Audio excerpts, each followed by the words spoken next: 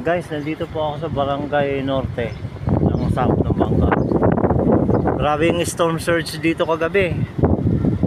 Oh, halos ayan, ang bahay oh, giba oh. Ayan, saka yun.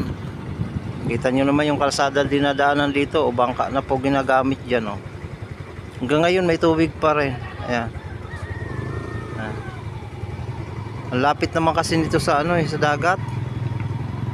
Oh. Ayan guys oh. Yung mga bahay dito oh. Ito yung dulot ng ano, bagyong Uwan. Ayan. Okay. So nandito po ako ngayon. So yung dagat nandyan lang kasi yung dagat oh. Nag storm surge kagabi.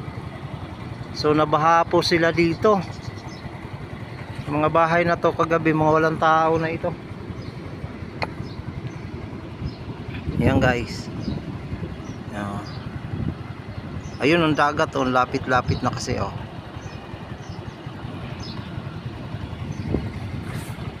Ayun oh. Hindi madaanan yung kalsada eh.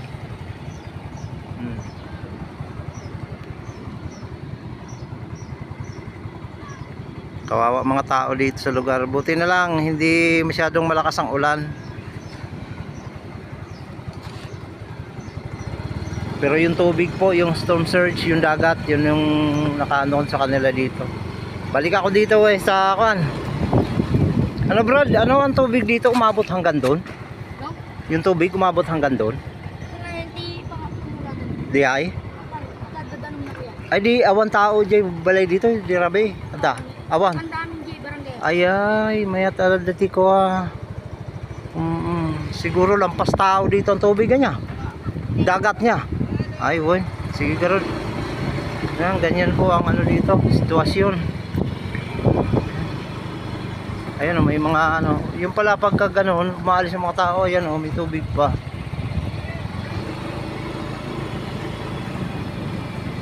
Ayun. Ah.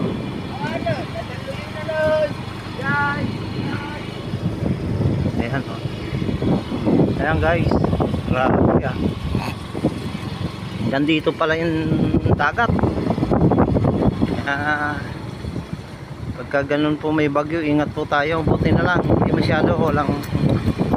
Mga isang bahay lang siguro nasira dito. Ayan guys. So yun lang po ating pong ibablog sa inyo ngayon. Walang kuryente. Shout out po sa lahat and